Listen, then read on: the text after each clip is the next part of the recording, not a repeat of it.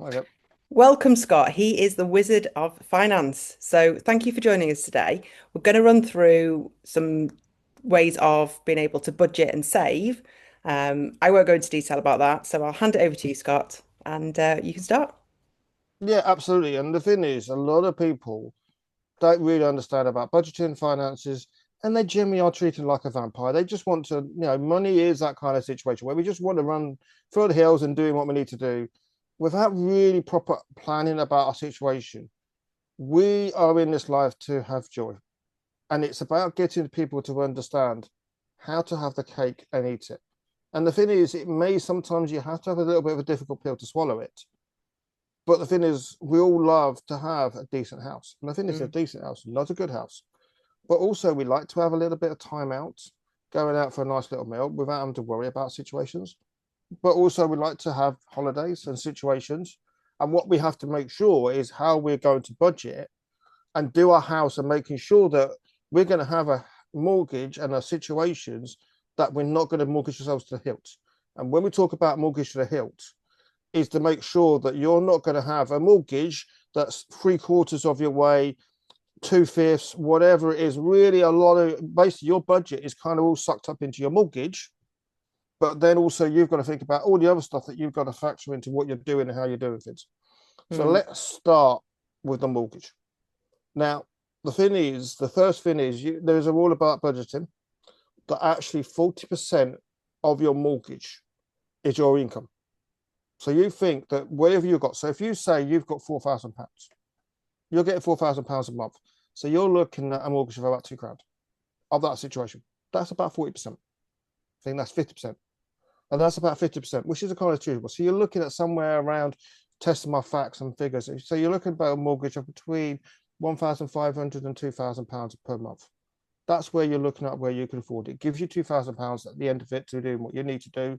I'm just doing a quick math. I think it's going to be, so if you're looking at 4,000, that's 4,000. You're looking at £400 times that by two. So you're looking at about £1,000. Yeah, Mhm. something like that in that situation. So 40% of that mortgage needs to be looked at with your mortgage in your house right now to cover everything else about what you're doing. Because then you have 40% to cover all your bills. And then you have 10% for enjoyment, 10% saving. Because lots of people don't really understand that what happens if you lost your job today? Mhm. Would you Very be true. able to afford that mortgage? Would you be able to carry on and just have you say, well, I'll tell you what, I can deal with the situation. I'm okay with that situation right now. I can get by with that situation. I don't think many people would, to be honest, because everyone kind of lives months by months or the here and now. So I Mm, think that's something that people will really struggle with. yeah, absolutely. And this is where the budgeting all comes into that situation, is that we are trying to deal with the here and now and all this situation, and we're always just chasing stuff. But Mm. actually, the thing is, let's stop chasing. Let's start enjoying. Let's making our money work harder for us and doing what we need to do by understanding about budgeting and getting that practical stuff in situations about what we're doing. And the thing is, AI is great, and I've had a good play around it. The thing is, if you really want to get comfortable, if you can set your say right, you want to go right. What is kind of what am I looking at? So I would say I've had a good play with AI. So if you know you can get afford to say, let's say you could do want to do a £1,200 mortgage, it will actually calculate about all your dividends. So you say, right, my mortgage is £1,200. It'll actually calculate for you the kind of where you're doing a fixed rate, where it should be doing a variable rate and what you're doing in that situation. So whether it wants to change, you want to take a bit of risk in that situation. At the moment, probably is a good place to do variable because the interest rates have gone down Yeah, great today. news today. Good news. Great news in that But situation. also from a budgeting point of view, I've just done a video stating that, you might be able to stretch your budget a bit more, but actually it's a good saving for people if you look at it logically. Hmm? So rather than stretching yourself even further in case they go up again in the future, be affordable at 4%. Be affordable at 4%. It gives you all that details. And that's the thing. AI will tell you about what house you can actually afford. And the thing is, we have to sometimes, especially if we're a first time buyer, we have to sometimes accept that actually just getting ourselves on the marder, getting ourselves on the situation, is just getting yourself a place. The Yeah. thing is, it's an asset, it's a situation. There's a lot of arguments whether it's a kind of a genuine true asset, because obviously maintenance, repairs, and everything else. I'm not going to go down that rabbit hole today. I'm going to be there No. for an hour and everything else, but it's genuine asset. And the thing is, you can always trade up. You know, Absolutely. And generally, house prices go upwards. Hmm? So you're always going to get a bit more capital growth and extra, and you're paying your mortgage off at the same time. So buying a property that you can afford is absolutely the right way to go. But in terms of deposit wise, so if you're a first time buyer, or say, for example, you've already got a family in a house and you need to go up, or you want to buy your first home, what's the best starting point for increasing a deposit or getting a deposit? So the thing is, now we've done all the AI stuff, we now know where we need to be with our deposit. It's almost reverse engineering. And Hmm. lots of people, when they look at it, right, we look at what we can say first, and then we look at what we can do. Once we know what kind of mortgage we've got and knowing what deposit is, so for example, we know that we need to do 10 grand, and then start to say, right, play around. Can we do that in 2 years? And can we do that in 3 years? Hmm. And then you work it back to say, right, okay, if I want to do that in 2 years, how much have I got to save each month? And then you look at your status of figures and you're looking at, can I achieve that without killing myself? So you have to absolutely cut everything down to the bone, and you're cutting down to the bone in that situation. Or can I do it in 3 years? So you Yeah. start from the end point. Right, here is my deposit. I'm then going to set myself what we call a 36-day or a 36-month or a 24-month plan. And we look at it and say, right, how much do I need to save each month out of what I can do? Hmm. And quite often, 250 is easily achievable for most families. If you really want to, and it's just making sure you make the right sacrifices. And the thing is, what we're making is it, does it mean to you? So quite a lot of people will have lots of money on their phone. I have seen people.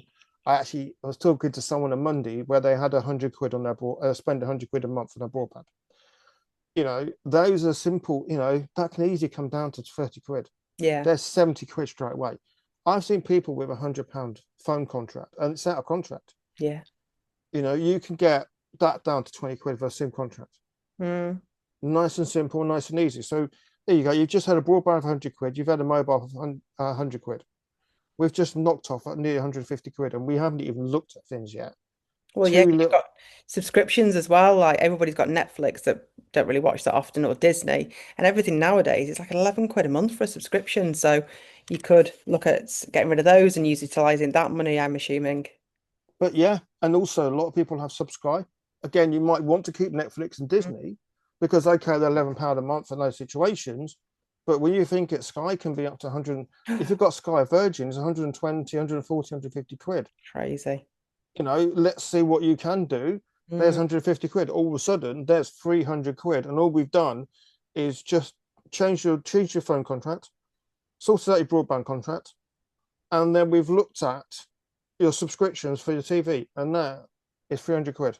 That's amazing, isn't it? You don't, and it's things that you don't think about because when you think about saving, especially me, I'm a single mom, set up my own business. This thought of saving on top of what I'm spending is actually quite scary. But if I just do what you've just done, I actually could find money Yeah, and it won't impact me on a huge scale. yeah. And there's things, and we haven't even looked at and even done a deep dive, even looking at things like subscriptions. Mm. These are like the gym memberships, all the stuff Yeah, that we haven't got. I've And got if one you, that I don't use. yeah, there is actually a statistic, and I think it's something like about, on the average, about £50 of average household is not being used on subscriptions. Could be just a normal, typical one, a gym membership. But you think, how many things are you using and what you're doing? And so the exercise we do is go look at what you need. Are you using it? Are you needing it? Um, and so you look at that, like unused subscriptions and how you're using those situations. So all of a sudden, you're thinking, well, actually, we go through there and do you need it? And and there's stuff we can dive into, credit Yeah. cards and store cards, looking at what we can do to get them cut off, and looking at what you're doing and how much you're paying in those situations, about Mm. do you need them, about what it is, are you looking, because you sometimes do need credit cards to improve your credit rating, keep your Yeah. credit rating in that situation. um So there is a need and a requirement to have that to build your credit rating in that situation. But are you really just, have you got a credit rating? Have you got a credit card? Do you actually, how much are you paying off that credit card? Can you get rid of that credit card? Can you maximize your impact? Questions around situations like that. Mm. And also, So, I sat for ages and didn't realize that my credit card, the 0% finance had expired. So then I looked at it, I was paying £80 a month in interest. And so I did a balance transfer. So at least now I'm saving £80 a month and actually hacking away at what's on there. yeah. And sometimes even another really good one is actually electricity and gas as well. Mm. And it's not even about switching suppliers. It's just reviewing what you're using and how you're using it. Because a lot of people, I did it for myself, and I say you can save yourself by people leave plugs on overnight Mm. that they don't need to, or they leave plugs on during the day. So the typical categories is you leave the kettle on. How many people leave the kettle on 24/7, and how many times do you actually boil the water? Because the thing is, you may not use the kettle, but if you've got the plug on and it's switched on, that is still draining electricity. That Mm. is still being used. And so you may not have the kettle on, you may only boil it 3, 4 times a day. But if you've still got that plug switched on, you're still wasting money. It's Okay. still being Yes, it's used. been smart. It's been Being smart. smart. I always have the telly on in the background because I like to have noise, but then it'll turn on and it's just there. Everything's on. Like I know my kettle's on. I know my yeah, the toaster's plugged in, but I don't use the toaster like very rarely. So yeah, there's a lot that I could actually take from this as well. Yeah. And it's like the microwave, and now we've also got the air fryer as well. And Yes, my air all of fryer's these, all of these devices that we probably don't switch off, um, that we could save. And if you think even so, some of these will only save you £2, £3, but that's a compound saving. You think before you know it, you could be saving yourself 20, £30 just on your gas bill by on. just looking at what you're using in that situation and how to do it and how to switch it. And the thing is, I've noticed, I mean, yeah, my electricity and gas has gone down since I've started using air fryer. Yeah. And it's weird that my gas bill has really plummeted, but my gas bill's been quite good. And it's kind of, it's because it's minimal impact onto my electricity bill. It's actually really cut my gas bill. So the thing is, a simple thing is, and it's quite healthy with food and situations, we've used less and less because we've got a gas cooker. So if you've got a gas cooker, Mm. the thing is actually, even an electricity cooker, that's still that situations. The thing is actually an air fryer is a really cost-saving device. Mm. We actually got one for about 100 quid in the Yeah, I did. Black Friday sales, and it's probably Mm. made its money within a year in those situations. So it's really going through and reviewing everything. Even, I mean, when was the last time you reviewed your energy bill? Do you know something? We chatted not long ago, and I have since reviewed it because I hadn't, and I've now changed everything. So mobile, broadband, gas, electricity, and I've saved myself 30 quid a month. But also in saving £30 a month, I've now got boiler care. So I'm actually saving 30 quid a month, but I've also got boiler care. And it was interesting to go and to do that profile. Um, and then also now I've got a cashback card that I use that takes, you get cashback on it, which also comes off the bill. Yeah, So again, like yesterday, I bought a bottle of wine and I've got 9p coming off my bill. So there are ways, and it was from the conversation I've had with you that I reached out to somebody that I know. And now I've actually become an affiliate with it, which is great, for, saving bills and household, etc. So no, it's really, really it's advice that we need to look at and stop overspending when we don't need to. yeah. And we all know that the average one is obviously depending if you've got a car and the car insurance. Yeah. Have you, and we all know it's a pain to do it, but we all just want to go, yeah, we just want to ignore it. But actually, just making sure you're paying the right amount for your car insurance in your situation, and it's reviewing all of what you've got. So you're like your car insurance, even like your pet insurance, whatever insurance. But there's one that people do need to just have a look at. I mean, if you're happy, you're happy, but have a look at your bank because people will actually offer you money to go to your Yes. bank, and it's worth having a look at it and saying, look, loyalty sometimes costs in that situation. I know it's sad that we are in this situation, but the thing is, some banks will pay you 200 quid. Yeah. And also, like I'm with Nationwide, and they give you money as part of the shareholders or stakeholders or something. I think I've had Yeah. 100 quid off them this year, which again, There's options, or are you happy with your bank? And I said to someone, well, are you happy? And I said, well, you happy with your bank? Yeah. Well, okay. Why don't you get people to come and join your bank and refer you? Because quite often, I think Nationwide do this. I think you can do it for like 100 quid. You get 50 quid, they get 50 yeah. quid. So if you go off and say, well, yeah, actually, we all know we have these little bit conversations. Well, look, I'm really just trying to acknowledge that conversation and say, well, actually, I'm really happy with my bank. It's provided all this service in those situations. Then, oh yeah, because I know also Nationwide, if you have got a good credit rating, they can actually give you insurances to give you a free insurance for white good cover, and they can give you free road cover if you Yeah. qualify. Yeah, I've got the account where you've got free road cover, travel insurance, and mobile phone insurance. There you go. How Mm. much does that save you? Well, yeah, exactly. And if you say, Absolutely. if you go and talk to someone else and say, well, I've got all of this, I've got all this, and if let's have a look and see if you, well, actually, how do you do that? Well, we've got to make the criteria, but then you made 50 quid. Mm. But Do again, that. all this is really relevant because it'll, having that conversation with you, especially if you're a first time buyer, what they'll be able to do is then understand when they move into a house how they can save money whilst living there. But also it gives them that foot up to understand how they can save money now and budget to get that deposit and cover solicitors' fees and well, not stamp duty if you're paying under 300 grand, but stamp duty if they're buying their second home Yeah, or upsizing. So, yeah, budgeting is absolutely, it's not spoken about enough, I think, because people are like, oh, I don't need to budget. But you do. Everybody needs to budget, no matter what income you've got coming in, because life is tough and bills and everything's expensive. absolutely. And the thing is, what would you want to be spending your money on? Do you really want to be spending your money on the boring old stuff of electricity or gas? Mm, Or would you like to be actually spending your money on a holiday? And that's the thing. It can be, if you get your budget right in your situations, I've seen it, I've done it, where we've actually been able to say to a person, well, there's £1,000 each year. And £1,000 goes quite nicely towards a holiday. yeah, massively.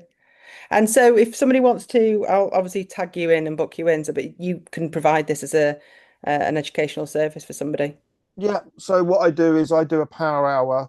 It's £50 for a power Mhm. hour, but it also has a nice little guarantee. So you cannot lose. And this is no catch. This is just wanting to get people to talk about money. That if I can't find you 100 quid's worth of savings, I give you that £50 back, Perfect. Well, that's good. It's risk free. risk free. Oh, that No sounds catch, no situations. If I can't find you 100 quid saving in your budget, I will give you that 50 quid back. You will not pay for that call. perfect. Well, I'll make sure that you're tagged everywhere and all your information's in. And yeah, no, the information you've given is absolutely needed and valuable to have been able to budget and save for whether it's your first house, your second home, upsailing, help save for your kids' deposits. So thank you very much. I appreciate your time today. Thank you to Michelle for having me along today. Been a Anytime. I'll pleasure. speak to you soon. Thanks, Scott. Thank you.